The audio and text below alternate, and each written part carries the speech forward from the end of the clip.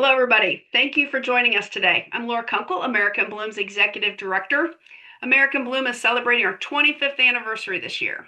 AIB promotes and builds vibrant and sustainable communities through volunteerism and education. We emphasize flowers, plants, trees, heritage preservation, and environmental and lifestyle enhancements. Really, we envision communities across the country as the best examples of welcoming and vibrant places to live, work, and play.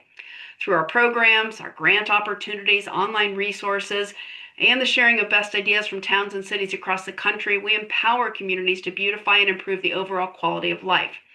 Today's webinar is an example of the ways that American Bloom shares information to help communities become more beautiful, vibrant, and sustainable. You can learn more about AIB by visiting our website at americaandbloom.org. All right, a quick housekeeping note. If you have questions during the webinar, please put them in the Q&A section of your Zoom toolbar.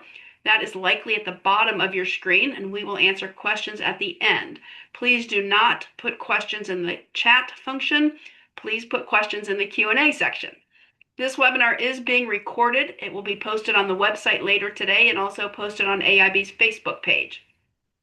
Today's webinar is entitled Building Pollinator-Friendly Landscapes in Your Community. We are joined by David Hammond of Creating Habitats for Pollinators. It's an organization dedicated to creating vibrant habitats for pollinators like butterflies, bees, moths, and birds. Well, this is impressive. David is an Emmy award-winning documentary producer. Wow. He is also an entrepreneur with a diverse background in professional sports, broadcasting, environmental policy, and environmental nonprofits. Very impressive. He is a graduate of Dartmouth College and also has a master's degree in environmental policy from the University of Chicago. So clearly, David is a very smart man, and we are grateful to David for being with us today. Take it away. Great. Thank you so much, Laura. So I want to preface this presentation by letting you know that what I want to get across from this is that to give you the confidence and let you know that if you have a good idea, you can do it. I'm no expert. I'm learning on the fly. But this organization is the culmination of many years working with nonprofits and in the environmental field. And we're constantly evolving and growing, but we're making a lot of mistakes. So that's the overarching theme, is that you can do it. And if you have a good idea, just start, because that's what we did with this organization. So what I'm going to do is tell you a little bit about what we are, how we got started, and then kind of give you some practical DIY tips for what we've found results in the best wildflower gardens. What we do is we plant native wildflowers to create habitat, viable, healthy habitat, native habitat for pollinating insects and animals. So it's a very simple mission. We want to increase the square footage for what we're doing. So I'm going to take you through kind of how we got started, what we're doing now, show you a little bit about what we're doing, and then we'll take some questions. So without further ado, let's start. So what is our mission? Our mission at Creating Habitats for Pollinators, very simple. We want to increase the amount of dedicated habitat, biodiversity for pollinating insects and animals.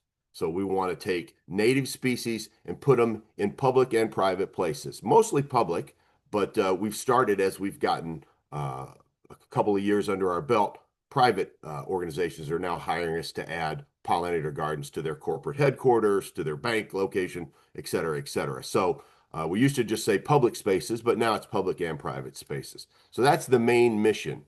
The second part, to improve the quality of life of local communities by connecting them to the environmental and aesthetic benefits of native landscaping. This is a new part of our mission and something that we've added in the last couple of years. Why? Because we saw the impact of what the plantings were doing. So we were putting plantings in local municipalities, at schools, at public parks. And what we found is they were becoming community gathering places, places where people would gather, students would gather, people for a midday walk would gather, poets, artists. They crossed age, it crossed sex, it crossed race. They just became community destinations of value, beautiful places that were doing some good environmentally, but that really became these community anchors of positivity. So we've expanded our mission because of that, just because of what we saw in the community. And now that may be the most important reason why we built these gardens. So that's our mission. So, and now as we start, I want to just preface with what I'm not. I'm not a scientist. I'm not an entomologist, a master gardener, a farmer, an agroecologist. And I say these things because a lot of times people, especially in the environmental community, I've found, can get very critical. Like, what is your expertise level? And so I want to be really upfront and say, I'm just a guy. I've got a little bit of environmental background, mostly environmental media, environmental policy, but I'm just a guy trying to do some good.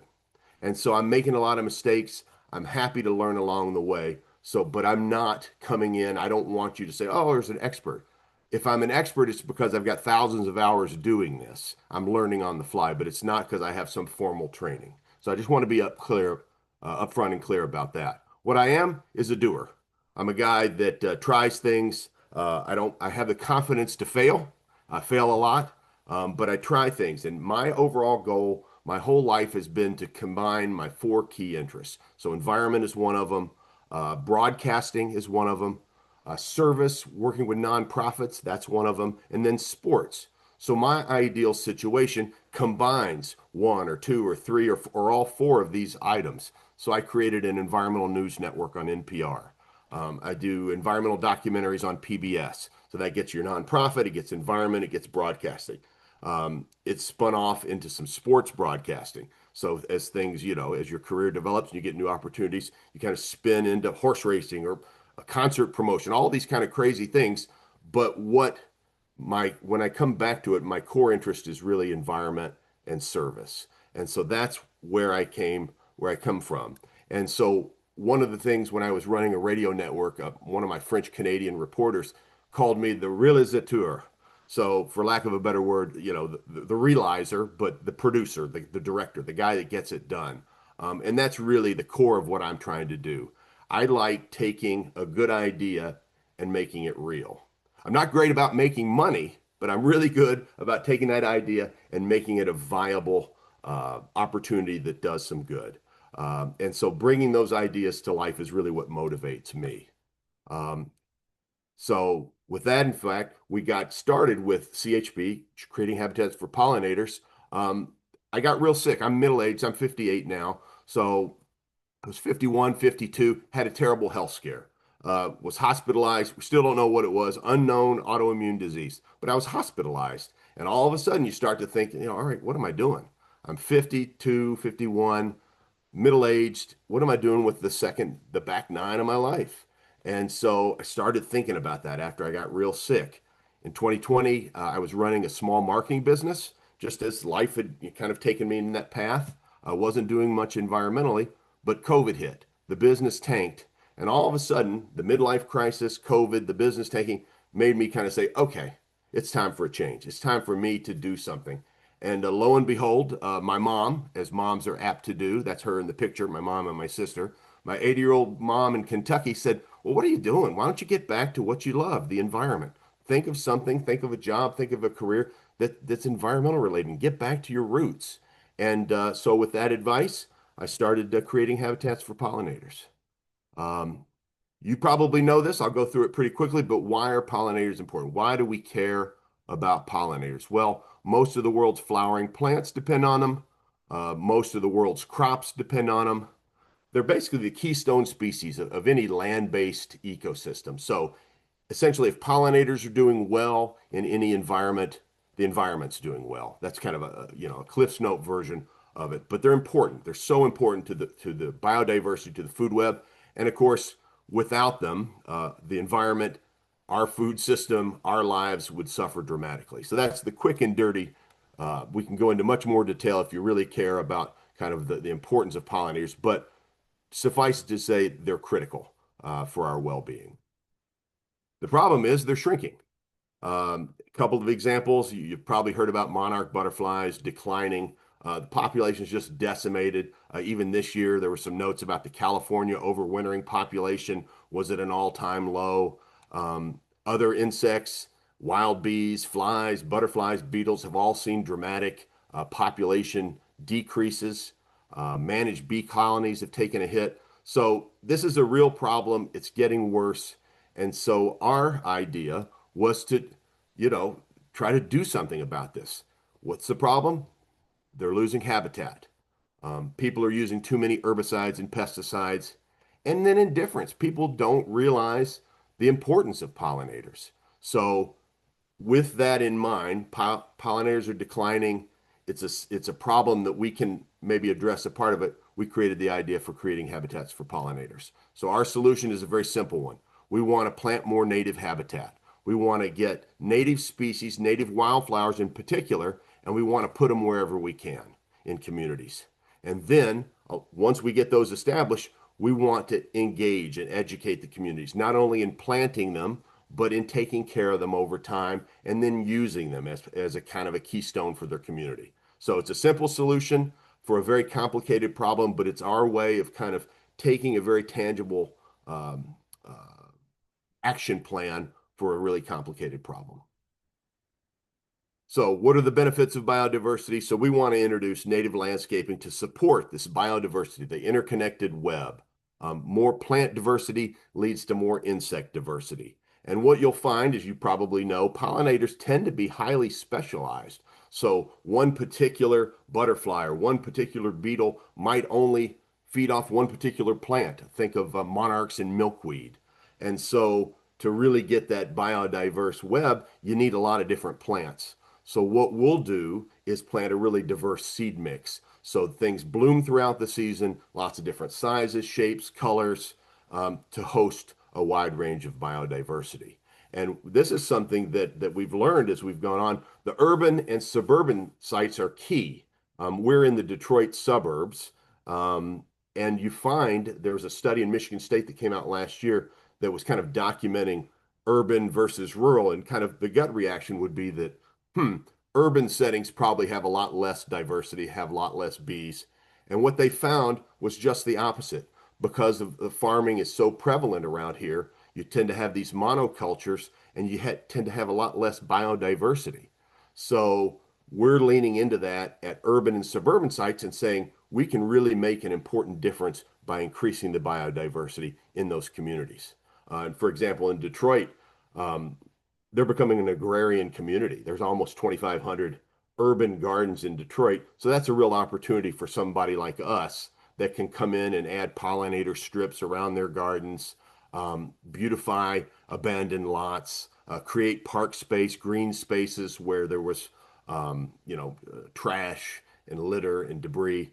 So it's a real opportunity. So we're really leaning into that hard in the Detroit area. So what are the benefits to the community? You get that sense of place. You go by a lot of our plantings and you'll see moms taking pictures of kids in their finest clothing. You'll see prom pictures, things like that. But you find a way, whatever it is, to connect people to nature, to native landscaping. And then what you find is that by doing that, they connect to each other. And again, it's a little touchy-feely. We didn't plan on it being this way, but over the 5 years that we've been planting flowers, we've seen it happen over and over again. So I don't know why it happens, but I know we can continue to create it by planting native wildflowers and creating these little pockets of biodiversity. From a more practical level, when you go to a township or something, we can help them accomplish their community goals. We can save them money. We can save them staff time. We're going to create plantings that don't need to be maintained by herbicides and pesticides, by extensive staff. We can have volunteers come in once a month and do some weeding and reseeding and things like that. So we can save them money while we create these kind of community anchors, these community destinations, these gathering places. So again, the community benefits may be the most important reason we're doing what we do now, but we didn't start that way. And then, as I said before, you get dog walkers, yoga classes, poets, family picnics. Tell you a quick story about this little guy, the little guy with the cage here. So I was going out to one of our plantings here in Canton, Michigan. So it was about a 2-acre planting of a 200-acre nature park, and was just doing some maintenance there. And I looked over and I saw this young family sitting there, and they had a baby in a stroller, had a picnic blanket laid out, and then they had a little man here with his little cage. And I don't know if you can see, but he's got 8 butterflies in there. And so I stroll up to him and I say, "Hey, my man, what do we got going on?" And he says, "Well, I've been raising these butterflies since they were caterpillars, and I wanted to release them in a good home." And so he was releasing them into our 2-acre garden there just because he thought that would be a good place for them to live and thrive. And so it's that connection that you get when you have a little guy like that. He's going to remember that that's the butterfly home every time he drives by that. So it's hard to put a price tag on something like that, but I know it's real. And you know that he's going to have a stronger connection to his environment, to the importance of wildflowers and things like that because of something like that. So I was very excited when we met him. And that's not atypical. So what we practice is a thing called guerrilla gardening, and it really is more of an attitude, an ethos. We try to say yes as much as we can. We want to take your cruddy, your tired, your unloved spaces, and we want to stick wildflowers on them. It's a way for us to get for people to try us, particularly townships and municipalities. Like, give us your tired, unloved spaces, and let's see what we can do with it. The burden, if we fail, there's not too much. It was already a crummy space to begin with. But more practically, what it allows us to do is a couple of things. It allows us to get a foothold. So we have some tired space in between two sidewalks, but we get it going. And now all of a sudden people are saying, wow, who did this? What's this? And they want to get engaged. They want to learn more. And so guerrilla gardening is our way of getting a foothold. And then from that, we've been able to expand our presence. So anywhere, any size. We want to take crummy, underutilized, ignored, and unloved plots, and we want to turn them into wildflower habitats. It's the win-win. It's beneficial habitat, of course. You save money in maintenance costs. You bring communities together, and you get a foothold for future plantings. Once people start to see that, this is interesting. We're getting a lot of emails in the mayor's office because of this flower planting. People start to lean into it. And then just as a side note here, there's 40 million acres of irrigated lawns in North America, and we just want a little piece of it. Give us a little piece of it, and we'll turn them into wildflowers. So underutilized, ignored spaces, what do I mean by that? Let's take a look at some pictures, just places, afterthoughts. So down below in the middle there, it's a little area in between light posts and a granite wall, and there's some trees. And so the maintenance staff really had trouble getting their mowers and taking care of it because it was kind of, they had to weave in and out of it. I said, give it to us. We'll turn it into flowers. Up top was the entranceway to an airport in New Hampshire. Again, it was just kind of an overgrown nothing space, an eyesore. We turned it into flowers. Think about all these little spaces, drainage ditches in between retention ponds. We turn them into flowers. Places the side of a staircase, turn it into flowers. The space in between the triangle, in between three sidewalks, just kind of a nothing space, just crabgrass and nothing in it. We turned it into flowers. And again, because it's in that kind of very visible space, you get a lot of bang for your buck. People say, what is this? When you're weeding there and you're working on it, people want to know all about it. The side of a hillside between buildings, the space in between two buildings, just all these unloved spaces, we can beautify them with wildflowers and really start to educate and make a difference. So I just want to encourage you that the space doesn't need to be perfect. In fact, if it's not perfect, you make a better argument that, hey, we're going to come in and be helpful to you. So just a couple more. This is a space. This is on the campus of Dartmouth College, but you can see they had this area that was just decimated by erosion. The side of a hillside, really prominent location behind their big library. And then they had a drainage ditch that didn't work. It was under-engineered, so it was just this dry area. So eyesores, both of them, we turned them into flowers and solved the problem that the college had had. Again, just more of these, the end of a parking lot, the space between a sidewalk and the road, they're all fair game for us. So what are our guiding principles? So what we want to do is we want to respect the biodiversity and the web, the way everything's connected. We want to respect that. We want to plant habitat for a wide variety of things. We don't try to be too perfect, and I can't stress that enough. We're going to make mistakes. I'm just a guy trying my best. I'm always learning, but I'm always making mistakes, and I'm learning from it and getting better the next time. So I don't know everything. I don't propose to know everything, but I know some things after 5 years of doing this. And so there's a balance there, but don't try to be too perfect. Don't get the perfect site or the perfect soil quality, or don't worry about that stuff. Just start And then from that journey, you'll start to learn how to tweak what you're doing. Create projects that are win-win, obviously, environmentally, socially, and financially. That's a home run when you can do a project like that. So we try to look for those. We're always making friends, looking for new partnerships, and we're always open to better ideas. So just to show you a little bit of what I'm talking about. So let's look. So we started in 2020, the idea started planting in 2021. Now we're in 7 states. We're a nonprofit. I'm unsalaried. It's a volunteer nonprofit. We've got a couple hundred volunteers that help us, but we're starting to punch above our weight. We're in 7 states now. We've consulted on projects in Ontario and 19 other states. We've planted about 1 million square feet with volunteers over that 5 years. So it's about 20 acres, which is, okay. We created a project at Dartmouth College called the Class of '89 Pollinator Project. That's my alumni class. And now for the last 5 years, they funded that. And we fund plantings throughout not only the college, but the town of Hanover, New Hampshire, and then throughout the Upper Valley of Vermont and New Hampshire. And so that's been the cornerstone for much bigger plantings and efforts toward adding wildflowers. And then we've gotten some media coverage, which has been nice. We've been the Boston Globe, on NPR, alumni magazines, things like that. So the momentum is starting with a young, unsophisticated group like us. We're starting to get a foothold. As I said before, we've got over 200 volunteers.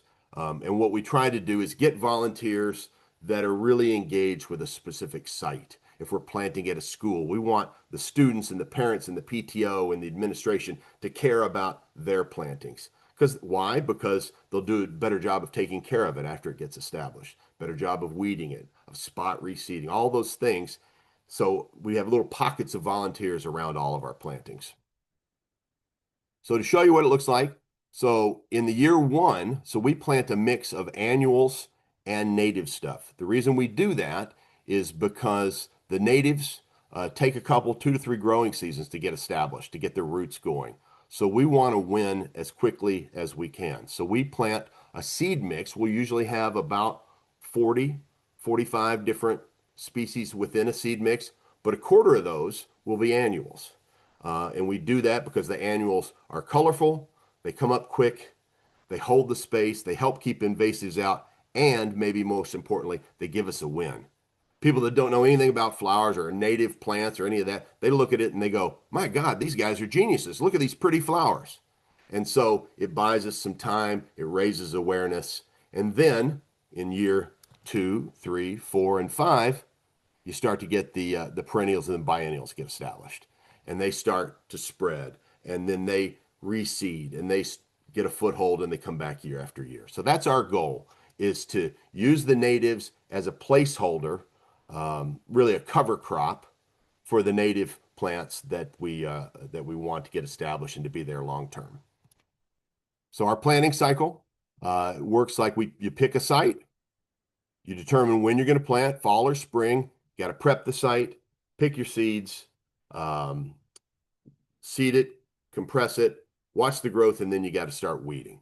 So I'm going to take you through some tips for each one of these. So this is the more of the DIY part of the presentation. So hopefully there'll be some good tips for you in your own communities. For a site selection, what we look for is full sun. So 6 or more hours per day, good drainage, kind of the Goldilocks drainage, not too wet, not too dry. Soil quality. We're a small nonprofit. We have small budgets. We're trying to punch above our weight. We don't have the manpower, expertise, or budget to be doing soil quality to each of our plantings. So our quick and dirty litmus test is anything growing? If anything's growing there, then wildflowers are probably going to have a chance.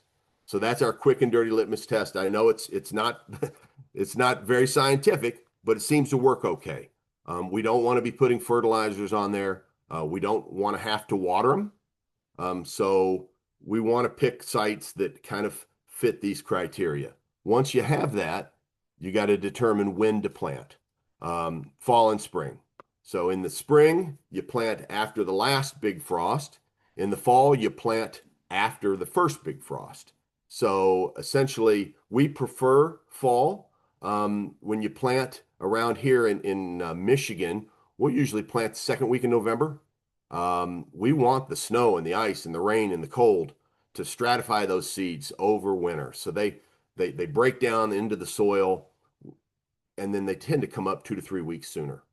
Is what we found. Again, not scientific. We haven't studied it. We don't, but generally speaking, we find that they're more drought resistant and they come up sooner if we plant in the fall. That said, some projects need to be planted in the spring, and that's okay too. You just want to make sure there's kind of a window around here, April, May. In Vermont, New Hampshire, it's pushed back a little bit because of the climate.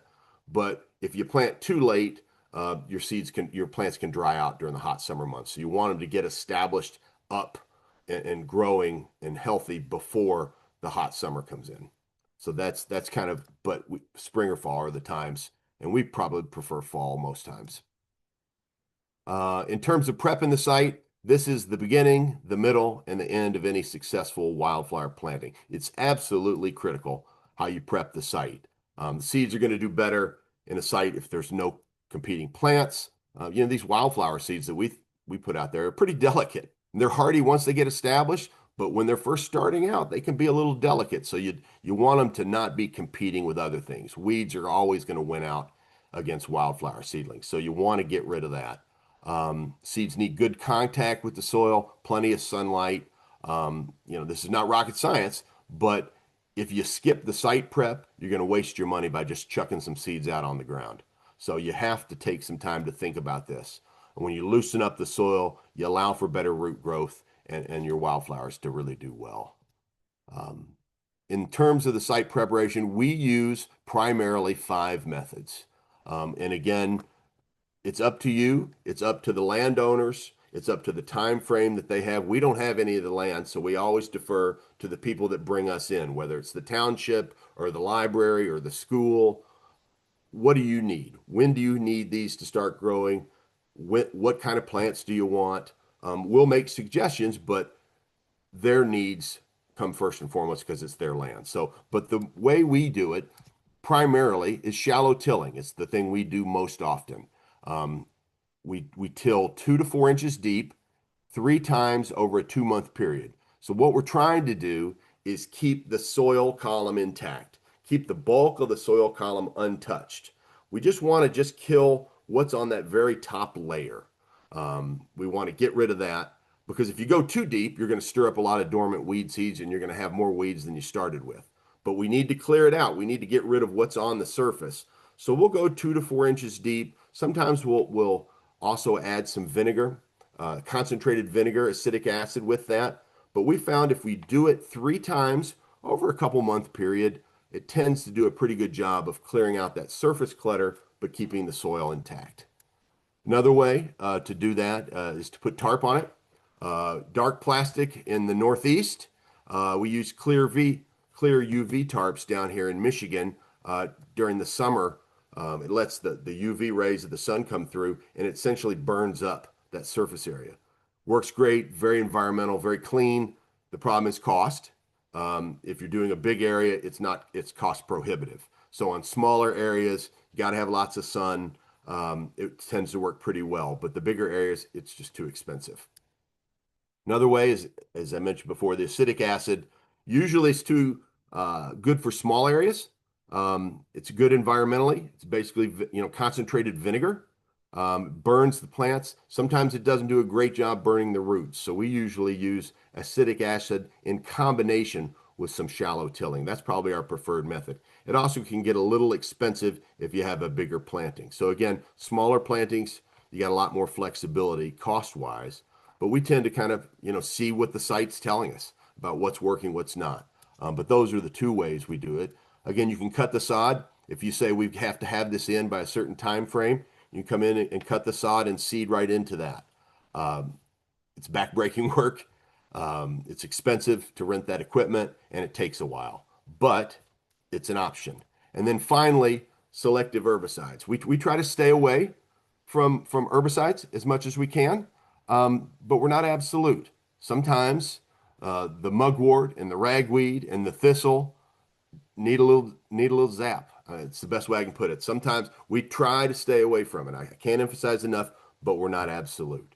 If we need to put some spot treatments on there, we will. We'd rather have the wildflowers establish themselves and be healthy for years to come, and we take a little hit in the first year of that site prep. But that's our method. We don't claim to be perfect on that. You may have a different method, and that's okay. And again, we defer to the landowner. You tell us what's important to you, and we'll craft our kind of site prep plan based on your needs. So after the site prep, you got to pick your seeds. I mentioned before, we do a combination of perennials, 75%, and annuals, 25%.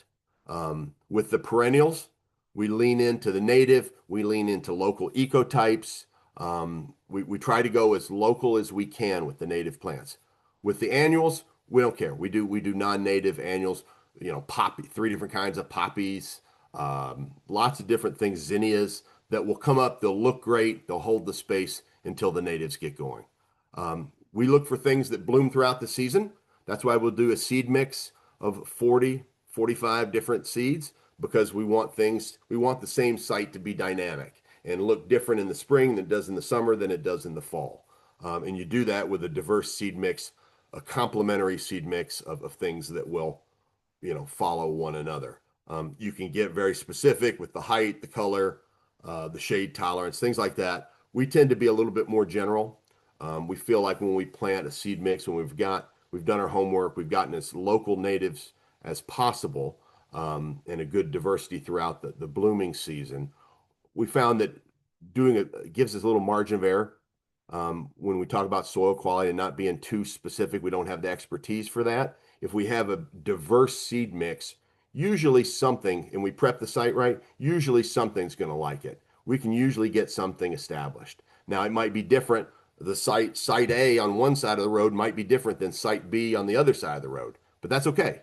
But giving us a broad, diverse seed mix helps us kind of smooth that out, and something's going to like it, typically. In terms of seed sourcing, we tend to look for non-GMO seeds, no neonicotinoids or fillers in there. We want 100% seeds. And again, as I said before, we try to go as local as we can with the seeds from a local ecotype. And what I mean by that is if you go, the EPA has ecoregions. And so it's a little overwhelming when you look at it, but if you look at the different colors, those are different ecoregions. And what we'll try to do when we start putting together a seed mix, we'll say, okay, we're planting in Hanover, New Hampshire. That's an ecoregion 58F. Here are the characteristics of it. Here's where the region runs. Are there anybody that can provide us wildflower seeds in that area? And we work our way back from that, slowly getting a little bit more regional. But we start off trying to get as local as possible. Again, just to show you here in Michigan, where I live, again, these are the broad ecoregions. And then as you get to Ann Arbor, oh, it's ecoregion 55A. And that's where we live, Canton, Ann Arbor, Novi, this little strip where our headquarters is. But then if you go down to Detroit, it's a different ecoregion, 57A. So I just want to show you that places that are close by can have totally different soil types. And if you're doing your due diligence, you might have 2 different seed mixes between Ann Arbor and Detroit. So it's important to get as local as you can, we feel, but it's not the be all end all. As you'll see from this seed selection, this is a mix we used around here, and you can see it's more Great Lakes based. We've got seeds in there from Minnesota, Illinois, Iowa even, a lot of Michigan, a lot of Pennsylvania. So it's Great Lakes focused, but it's not hyper local. And that's just because the seeds weren't available. So you try to go as local as possible, and then you do the best you can as you start to branch out and seeing what's available, what meets the price point, all those kind of things. So typically, it's hard to get everything totally local. You can usually get a few things, and then most of it ends up being the same plants that are native, but regional ecotypes, if that makes sense. That may be a little confusing, but again, try to go as local as you can, but don't not do the project because you can't get hyper local ecotype, would be my advice. Once you get your seeds, you spread them. Our goal is to spread 30, 40 seeds per square foot. We mix them with play sand as a carrying agent because it helps it spread. If you just have the seeds, you tend to clump it. They tend to, you put too many here and not enough over here. So by blending it with just play sand that you get 50, 50-pound bags for $4 or $5 at Lowe's. That type of thing works great because you mix it in with the seeds, then you spread the sand and it serves as a carrying agent. So you can really spread things out evenly, get a nice distribution, not overseed certain areas. We go vertically, then we'll go horizontally. We try to cross a planting area twice. For small areas, we might have a shoulder spreader or a push broadcast spreader or even hand if it's really small. For the bigger ones, we've got a bigger spreader that we can attach to a truck or a tractor, and we pull that behind when we're planting acres at a time.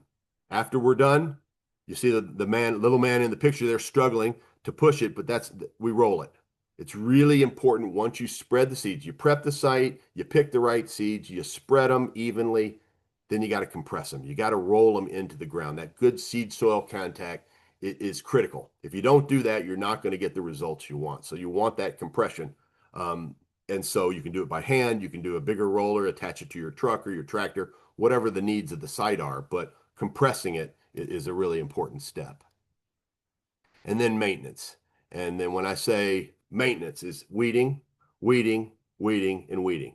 Some pest control, deal with human impacts, people walking through it, people, vandals, whatever, but weeding is the main thing. And if you can at least devote some time to it, not, doesn't have to be hours and hours and hours, but a regular maintenance schedule where you just, as things come up, the ragweed comes up, you pop it out. As the thistle comes up, you pull it out. A regular schedule of weeding will give you that long-term 2 to 3 years down the road where things start to just kind of do on their own. We found a heavy kind of weeding those first couple of years are critical. Then nature kind of takes over, and so don't ignore the weeding when you're planting a project. A couple, and it's not that much. If we had an acre, trying to think last summer, we had a new acre that we planted, and I think we did 8 people, 2 hours a month, June, July, August. So, so that's not too hard to do with volunteers. You come out for a couple hours a month, you pick some weeds, and then you do your good, you've done your good work for the week. So I highly recommend not ignoring that part of the process. Some challenges that we faced. So here's some things. So first is the insect phobia. People are terrified of bugs. People are terrified of bees. People are terrified of beetles.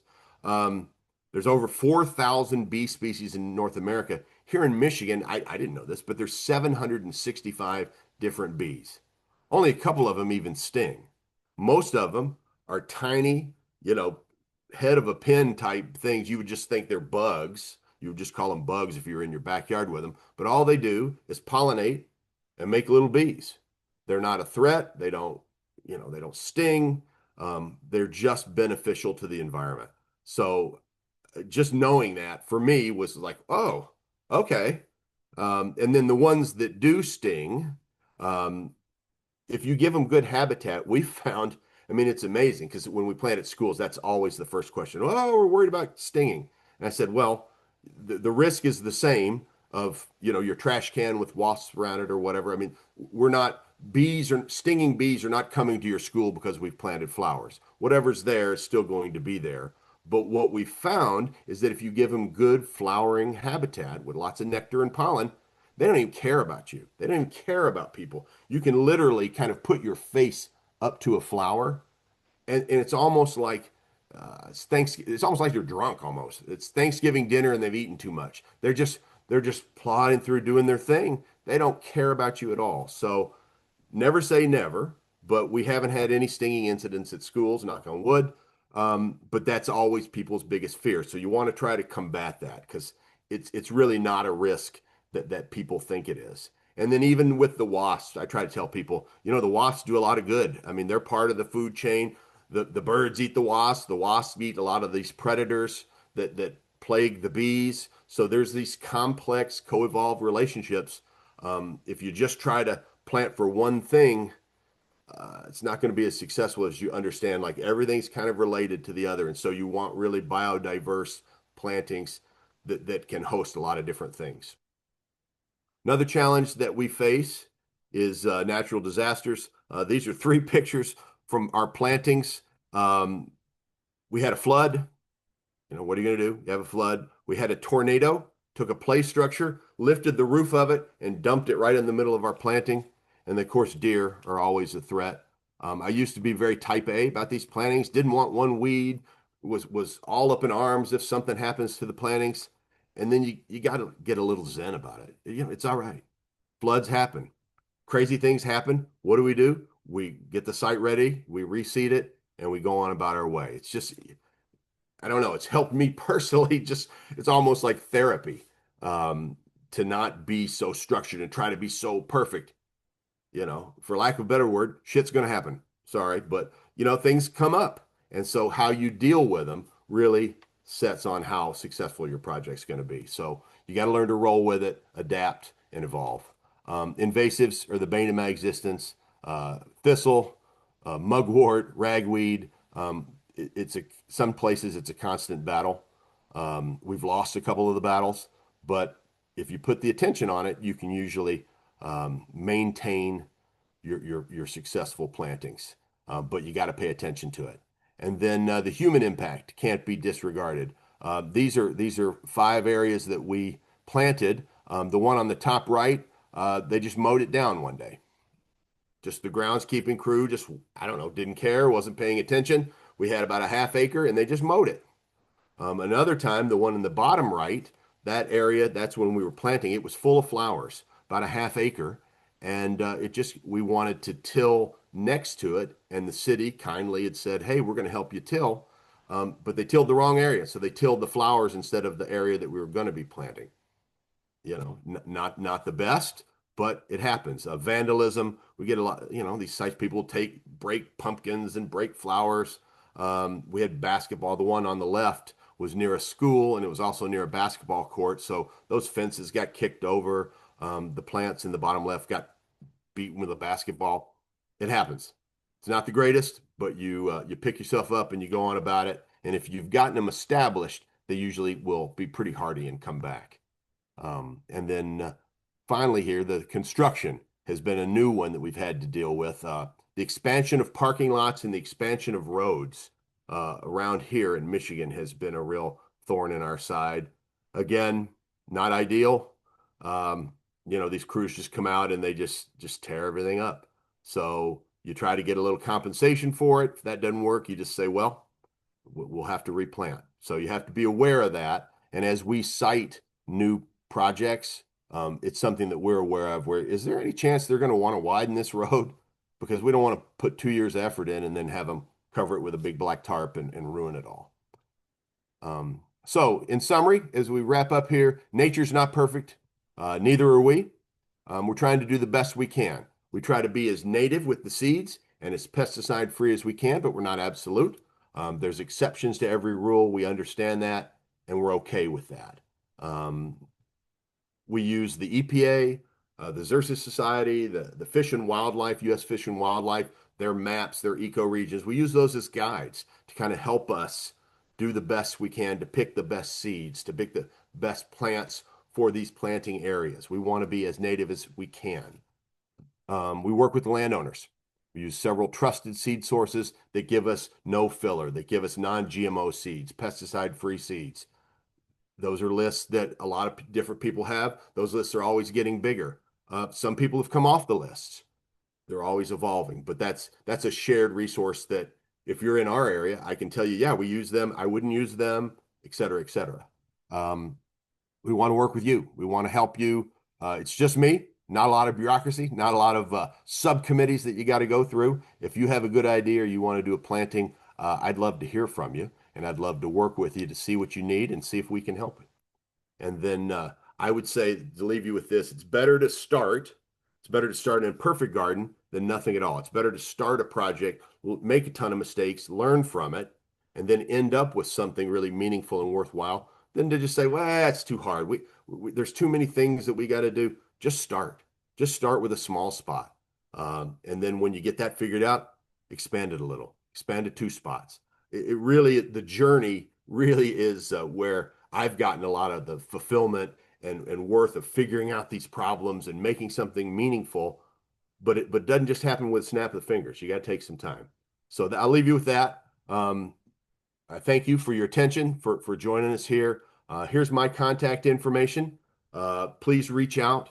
My email is David. I guess I didn't put it on there. David at creatinghabitats.org. I welcome any calls and or comments or anything. And then with that, I'll turn it back over to Laura. David, this has been great, and we do have several questions, so let's try to race through them. But I want you to be thorough, but not too verbose, if you will. We're going to Okay. start with two questions on tilling, and I've suddenly lost them. Bear with me here. The first one was how many weeks between tilling, and then a related question was what machine do you use to till? So the machine easiest depends on the size. We have when we had smaller sites when we were starting out, we'd have an army of front tine tillers that you'd get at the Home Depot. Those are great for smaller areas, but again, it's backbreaking. As we've gotten bigger and we're planting acres now, we've invested in a machine, a BCS, rear tine tiller. It's a walk behind tractor. And so that speeds things up considerably. For the bigger areas where we're planting 5 or 6 acres, we use a tractor. So that's the machine. And then the second question was how often? As needed. So you'll see your site. I would say roughly every 2.5, 3 weeks, but it's not exact. If stuff's growing up, and I say 3 times is kind of the average, but we've had to do 4 and 5 times when we've had a real thistle problem. We've had to come through and do it a couple more times. So your results may vary, but if you think three every 2 to 3 weeks before you plant is a good rule of thumb. Very good. Two questions about seed sourcing. Do you have a recommendation for websites where to get seeds from, or follow up is what seed sources do you use? Yeah, so here in Michigan, again, so it's local. So you'll need to find in your area who's providing really good quality native seeds. So I'm not going to know everybody. I can tell you who we use in the Great Lakes region. We've used everybody from the Michigan Wildflower Farm. We've used Native Connections out of Kalamazoo. We've used Shooting Star out of Minnesota. We've used Ernst. They're one of the biggest in the country seed providers, but we've found that they're pretty good to work with. If we say we want to really take one of your general mixes and hone it down with a custom mix that we design, they're amenable to that. And so even though they're the kind of the big baddie on the block, we still work with them.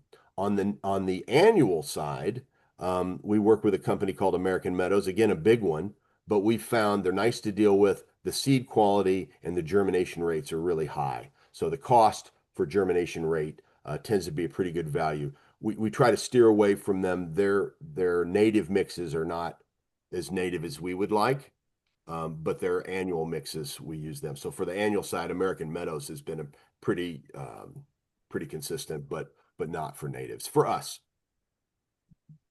All those are right. just a few. You'll have a million in your own area. All right, so we'll move on from that topic. The next one is many native pollinator species have been cultivated for their ornamental characteristics. Can you comment on including these cultivated species as pollinator attractors? Yeah, so I try to not be too judgmental. Um, I've gotten the brunt of some of that as we were starting out when we weren't native enough, we weren't pure enough. So if you've got some heirloom ornamental that you love, I say do it. I'd rather you have something that you like, that makes you happy, that gets you interested in gardening, in plants, in flowers.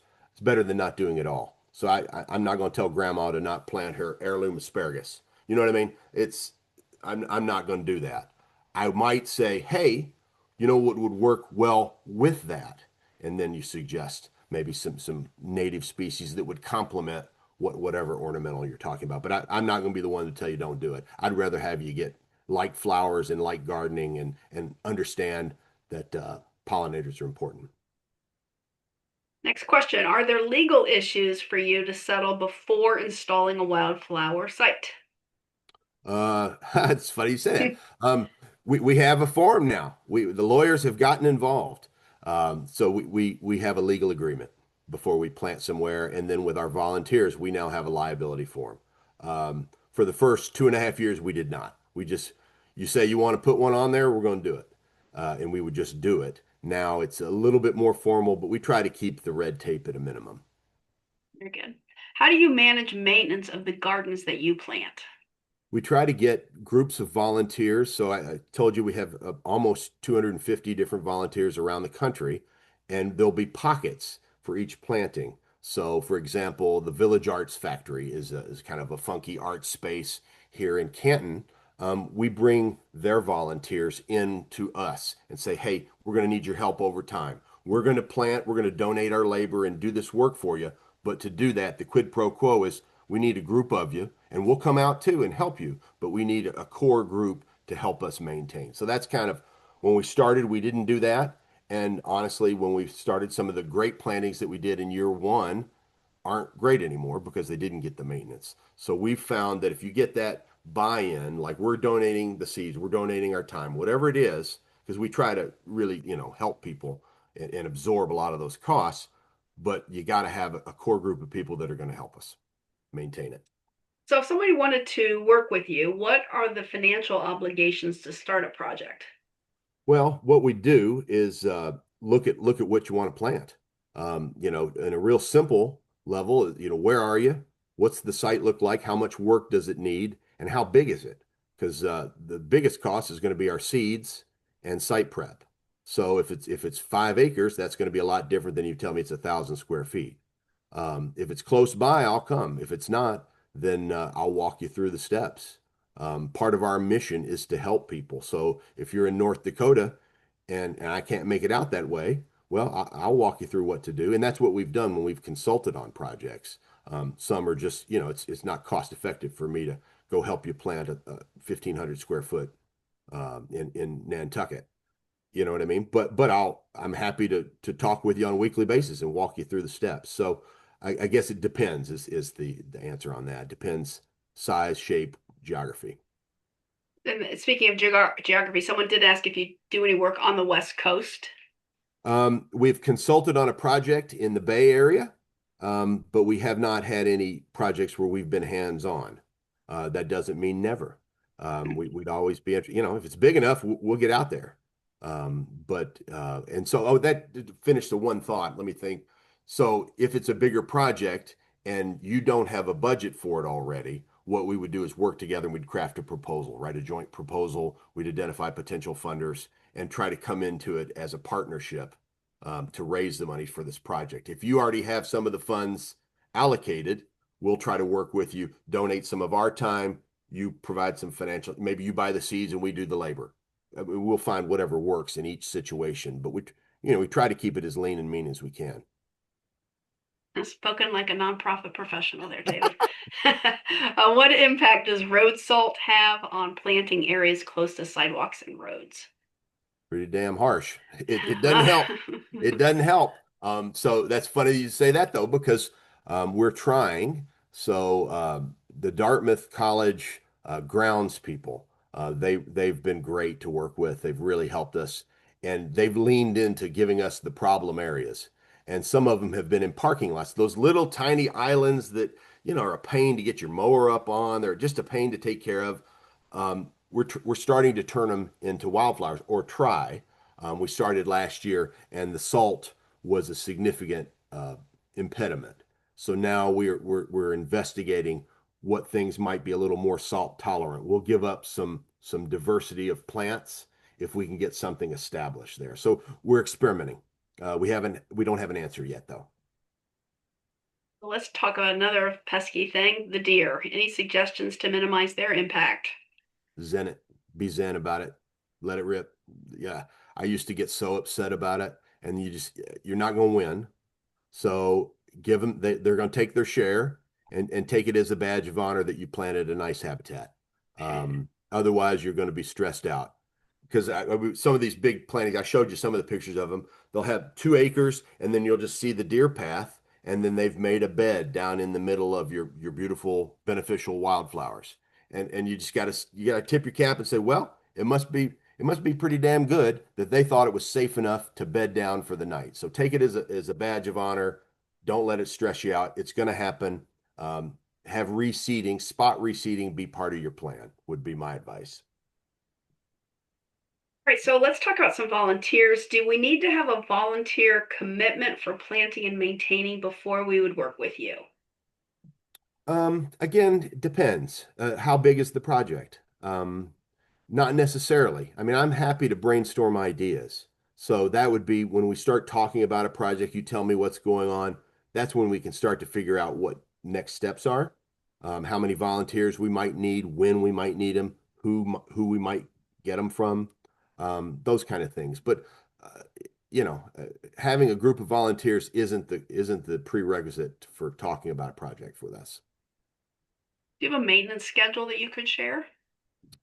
Again, each space is individual. So we'll come up with one, but it'll be based if you're in the middle of an open park space, full sun, it's one thing. If you're the side of a building, a corporate headquarters, it's going to be a different one. So it just kind of depends.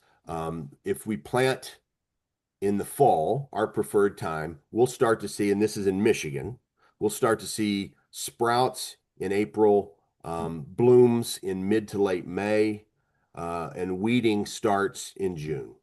So consider, a couple hours in June, July, August, maybe a little bit in September, and then things start to dry off. And I should say what we recommend is leaving the plantings, letting them overwinter. Leave the seed heads up, leave the dead stalks up. That's habitat. The overwintering birds will eat those dried seed heads, and insects will actually use the stalks to overwinter. It's a protective barrier for them. So, and we try. That's been a big education piece for us with these townships. They want to clear it and make it look pretty in the college, especially. They want to make it look really neat. And say, no, no, no, no. There's beauty in seeing these stalks in the snow, and there's benefit. They're really important. So we try to encourage people to leave them. That's a really good point. Could you talk a little bit more about getting buy-in from community members? Yeah. Well, start with something that you can manage, and then be ready to answer questions and solicit input, solicit ideas, solicit volunteers as you talk about it. So start with the easy stuff. My first places that I started was the subdivision where I live, the homeowners association. I started there, made a ton of mistakes, but I had a big rope. They let me make a lot of mistakes. And then from the what I learned there, I started at the kids' elementary school.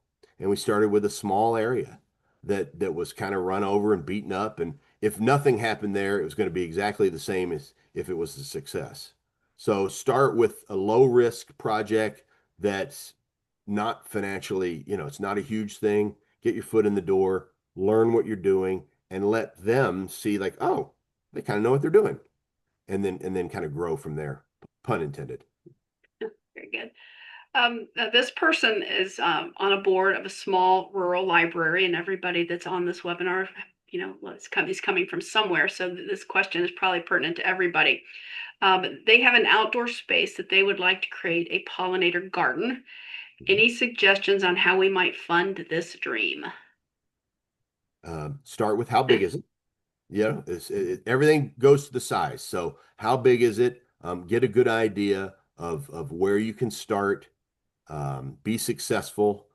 Because if you're talking about a couple hundred square feet, the seed costs are minimal. I mean it's pennies on the dollar. It's $75 and you're good to go.